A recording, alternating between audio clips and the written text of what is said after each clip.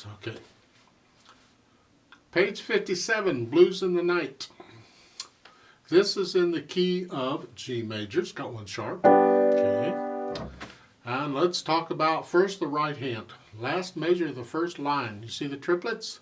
Because it's a 1, 2, 3, 4. Remember triplets? It's a 1 and a 2 and a 3, or a triplet, triplet. So it's 1, 2, 3, 4, 1 and a 2. Just make sure the dotted half note comes on beat 2.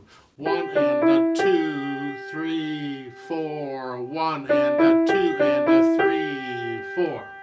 You get that a lot. Now, if you're having problems, like in the second line of okay, because the G is tied from the previous measure, you're holding it down, you're not playing again, you're thinking playing it, but don't play it. But if that's confusing you, then temporarily take out the tie and just play all the notes. In that first measure of the second line, just play all the notes. 1 and a 2 and a 3. Okay, and then go back when you get it and put the tie back in. So play the measure before it, and you got 1, 2, 3, 4, 1 and 2, 3. Okay. Second measure, second line, you have a 1, and your tie, this is held down from before. That G is going to be held down for over 5 counts. Okay, a half note tied to a dotted half note is 5 counts. Now you're tying it to the first note of a triplet. So it's like, what? So if I play the G starting with the first measure, the second line, it's 3, 4, 1, 2, 3, 4, 1. Okay? Okay, not fun. Now the left hand will keep you, I hope, will keep it straight for you, because the left hand is all quarter notes. You're playing on the beat. So you keep the right hand and the left hand synchronized and you should be okay. It's like the last measure of the first line. The left hand is doing this, quarter notes. So the right hand, you want the dotted half note to come on the second quarter note in the left hand. See that together?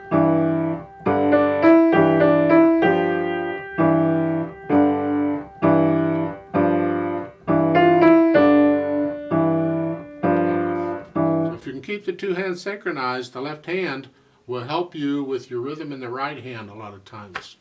Now, just to make it even more interesting, now they're combining the triplet and the eighth notes together. Look at the third line. The first measure, that first note is tied from the previous measure, okay? So it's... Okay, now let's look at the next two measures. These are weird. You have a 1 and triplet and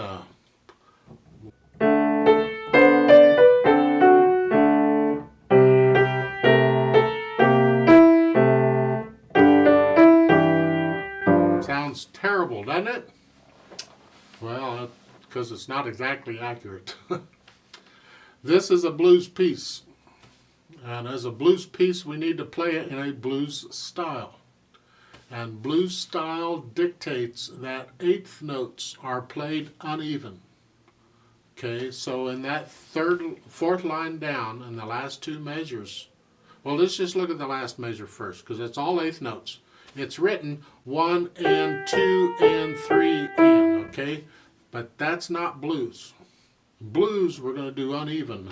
1 and 2. Because then those eighth notes are going to sort of sound like triplets. So that last measure would be this. Alright, well the measure right before it, the last two measures then of the fourth line, it's that. So it's all sounds like triplets. It's really not, but it's sort of close. Let's start with I'll do the fourth line down, alright?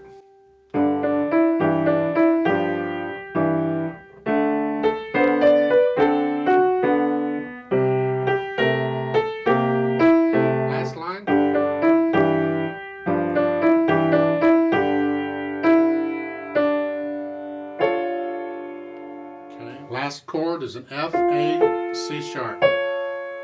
It's a fun thing, ain't it? And that's how the rhythm, and the good luck with the rhythm in the right hand. But if you can figure it out yourself, it would really, you'd be so much better, further ahead. We have this pattern. It's a very common in blues and boogie woogie and so forth. And I recommend a standard, more or less a standard fingering, which is not what they're showing. I would do a 5-2 on the first beat of each of these patterns, which in this case is the first beat of each measure. Thumb doesn't have to play everything.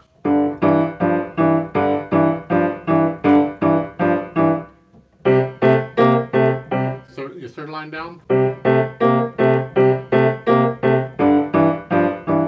I would encourage you to get in the habit of doing it that way. Now, this thing they want to be pedaled.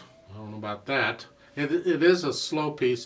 They say mournfully, but if you think about it, most blues are mournfully. So, okay. So we're going to do it really slow, and it's all overlapping pedal, all right?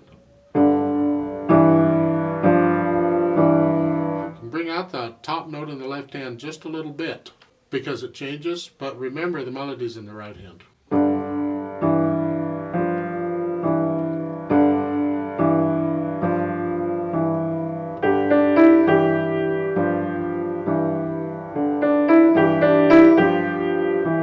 So the pedal will help you out. Now when you get down to the last line, you're only pedaling a little bit of it. So your first measure. Now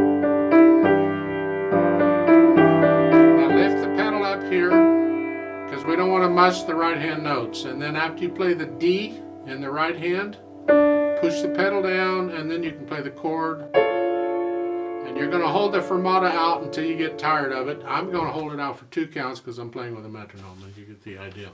If there is a mistake in the music, I will point out briefly in case you noticed it. Again, we try and be exact. If I put a fermata in the right hand to hold that out, and I don't put a fermata in the left hand, then the left hand comes up after 4 counts.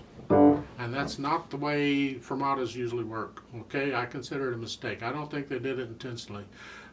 What I'm saying is that chord in the last measure in the left hand should have a fermata also, so it stays with the right hand. That simply means you're going to in both hands at the same time. But here, the way it's written, you would go here.